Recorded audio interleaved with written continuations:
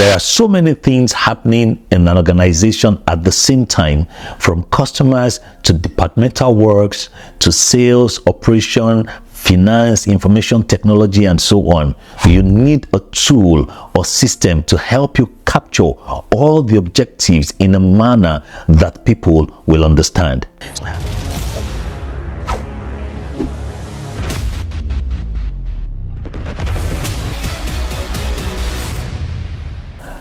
Performance management can be quite chaotic at times, but the truth is it doesn't have to be.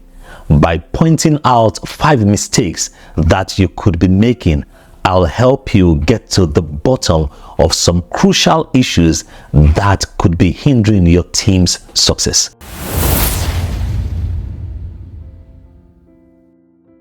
Hello and welcome back to my channel. I'm Enahoro Okhae, your emotional intelligence application coach and performance management expert. I believe that after this video, you will be on your way to navigating and optimizing your overall workplace performance. So let's get into it. Performance management is a system you put in place within an organization that helps you plan what people will do at work, monitor what they are doing, and measure the work that they have done, so that they will be able to work strategically to meet the organization's objectives and goals whilst improving their own capacity. This is the beginning of a new year, and if your business operates January to December calendar, then this is the best time to set up your performance management system. I have a video on how to do such, so scroll down and look for the video titled Performance Management Explained. It will do you a lot of good. Now, there are common mistakes in performance management that often goes unnoticed, and these mistakes reduce the potency of the system you have put in place. I am hoping that you have a performance management system in place. The first mistake we're going to look at is the lack of clear objectives. Imagine a ship sailing without a destination. For a work environment, this would be a team without any sort of direction. This ship could easily end up lost, or worse, it could go to a different direction entirely.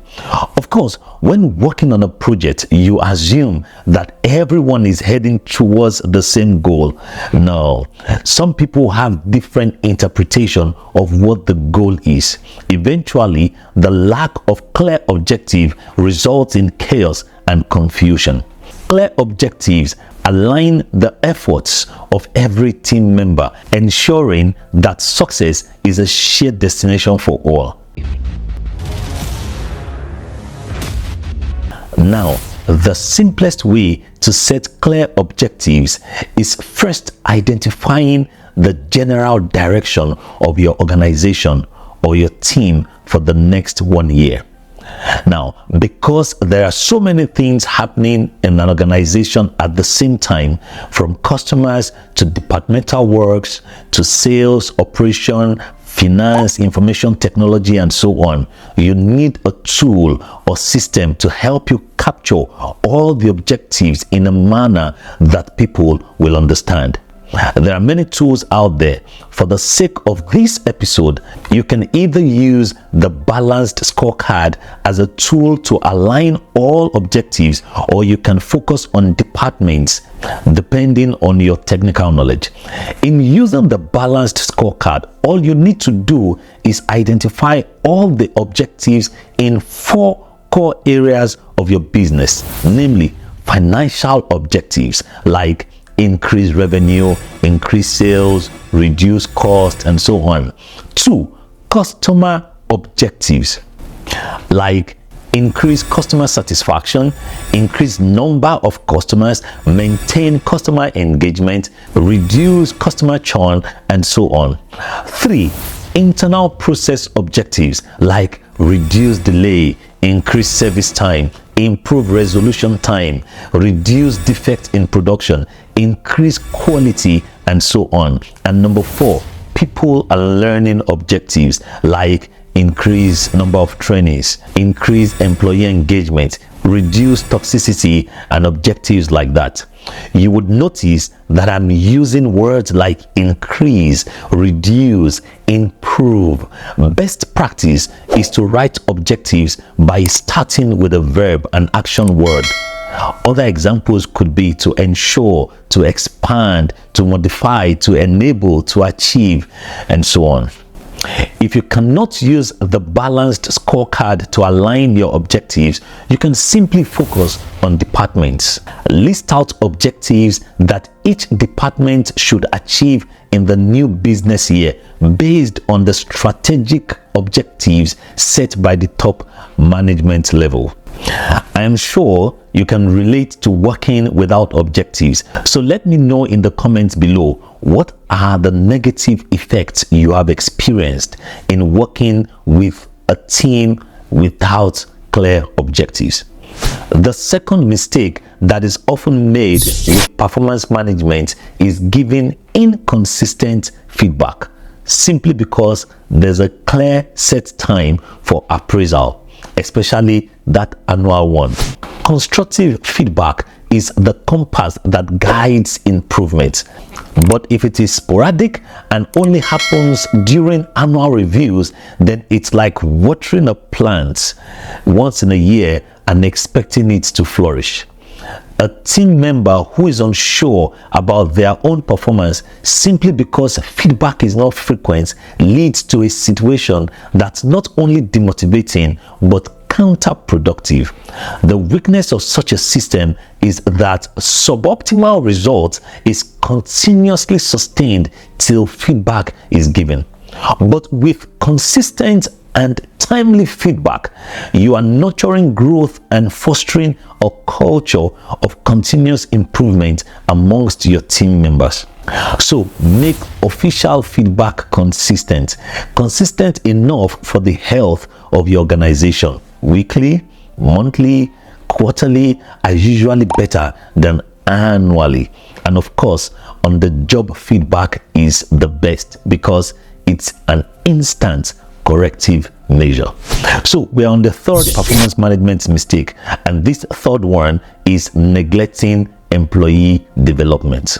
Imagine potentially having the next football genius on your team, but you never invest in their training. Sure, they might score goals sometimes, but to sustain their success, they require continuous skill enhancement. You would be missing out on a huge opportunity for both the talented employee and the organization if you don't nurture their natural skills. Investing in employee development plays off in innovation, productivity, and long-term success of your team and organization. If you don't have a budget for training because of business challenges, then start an in-house training session. Get cheap online courses or even use YouTube to design and organize your company's learning programs. YouTube is filled with free knowledge such that no one can ever completely consume. It's not about the money, it's about the learning strategy you deploy. So, by all means, ensure there is a form of capacity building development going on in your organization. If you're finding this discussion valuable, don't forget to subscribe to this channel for more meaningful content on leadership and personal development. The fourth mistake you'll be making in trying to improve employee performance would be avoiding difficult conversations. Unresolved issues would fester and hinder progress. Leaders must be brave enough to tackle challenges head on. A good manager can't simply avoid conversations about performance issues.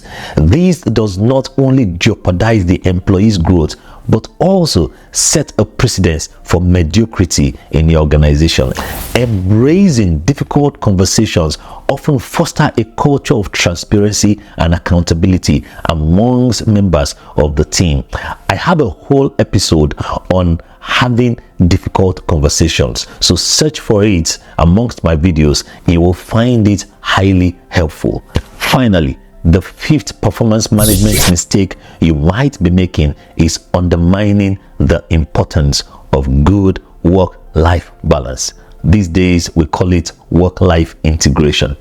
In the pursuit of performance, it's easy to forget that employees are individuals with lives beyond the office wall. Without a decent work-life balance, your team is quickly led to burnout and decreased productivity. Striking a balance between professional commitment and personal well-being is crucial for sustained high performance. And there you have it. By steering clear of all these common mistakes in performance management, you are laying the foundation for a thriving, high-performing team. As I go, be sure to tell me in the comments what topics would you like me to make a video on. And if you enjoyed this video, click on the suggested content on your screen for more valuable insight. Until the next episode, keep practicing emotional intelligence.